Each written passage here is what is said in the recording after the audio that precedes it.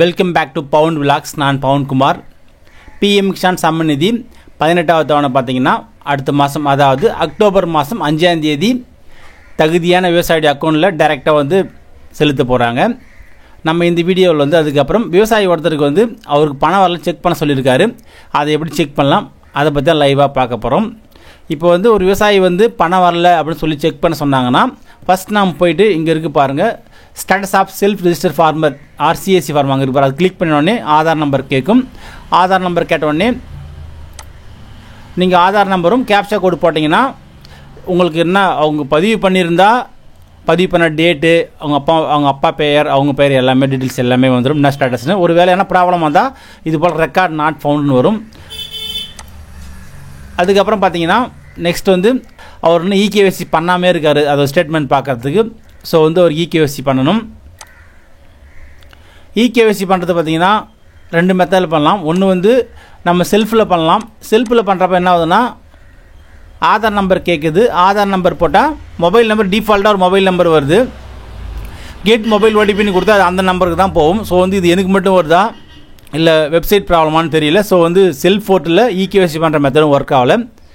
இப்போ நமக்கு இருக்கிற ஒரே சான்ஸ் பார்த்தீங்கன்னா CSCலாம் வந்து EKYC பண்ணணும். இப்போ நான் அதுக்கு விவசாயியோடைய ஆதார் நம்பர் போட்டு அடுத்து கேப்சா கோடு கரெக்டாக போட்டுக்கிறேன். கேப்சா கோடு போட்டு முடிச்சுட்டு சர்ச் கொடுக்குறேன். கொடுத்தோன்னே பார்த்தீங்கன்னா இப்போ நம்ம CSCயில் பண்ணுறதால கம்பல்சரி வந்து அந்த பே பண்ணுற ருபீஸ் வந்து பே பண்ணி தான் ஆகணும். இப்போ அந்த பாஸ்வேர்டு போட்டு நான் பே பண்ணிக்கிறேன்.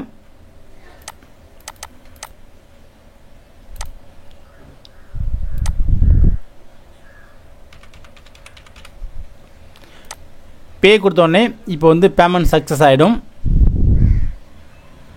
அந்த பேமெண்ட் வந்து சக்ஸஸ் ஆக வரைக்கும் கொஞ்சம் வெயிட் பண்ணுங்கள்.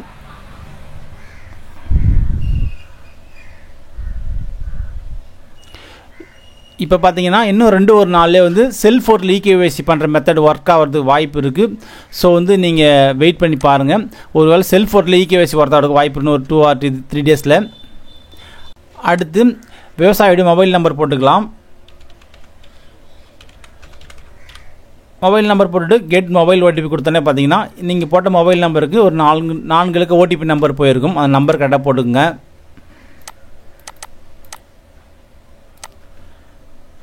ஃபஸ்ட்டு வந்து அந்த 4 இலக்க OTP நம்பரை போட்டுட்டு சப்மிட் OTP கொடுங்க. இப்போ பார்த்தீங்கன்னா இப்போ வந்து நீங்கள் என்ன டிவைஸ் யூஸ் பண்ணியிருக்கீங்களோ இப்போ இதில் இருக்குது பாருங்கள், கேப்சர் ஃபார் EKYC, அதுக்கப்புறம் capture for EKYC Mantra, capture for EKYC by Aratek device, அதுபோல் எல்லா டிவைஸும் மார்பு எல்லாமே கொடுத்துருப்பாங்க. இப்போ நான் வந்து மந்த்ரா தான் வச்சுருக்கேன், பழைய டிவைஸ் வச்சுருக்கேன். இப்போ ஸோ வந்து நான் கேப்சர் ஃபார் EKYC மந்த்ரா கொடுக்குறேன். கொடுத்தோன்னே பார்த்தீங்கன்னா RD சர்வீஸ் டிஸ்கவரி சக்ஸஸ்ஃபுல்னு வருது. இப்போ பார்த்தீங்கன்னா நம்மளது வந்து டிவைஸ் ஒர்க் ஆகலாம் வருது. ஸோ நம்மளது டிவைஸ் ப்ராப்ளம், அந்த ப்ராப்ளம் சரி பண்ணால் தான் நம்ம வந்து EKYC பண்ண முடியும். ஸோ இது போல் தான் நீங்கள் வந்து ஒருவேளை புது டிவைஸ் வச்சுருந்தீங்கன்னா நீங்கள் வந்து புது டிவைஸை பயன்படுத்தி EKYC பண்ணிக்கங்க.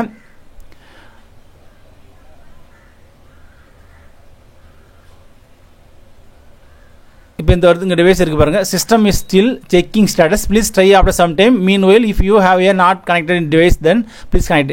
இப்போ என்னன்னா என்னுடைய சிஸ்டம், அதாவது சிஸ்டத்தில் இந்த மந்த்ரா டிவைஸ் கனெக்ட் ஆகலாம் வருது. இந்த பழைய மாடல் ஒருவேளை அதோட ப்ராப்ளமாக இருக்கலாம். ஸோ வந்து வேறு டிவைஸ் போட்டு போகிறதா சொல்லணும்.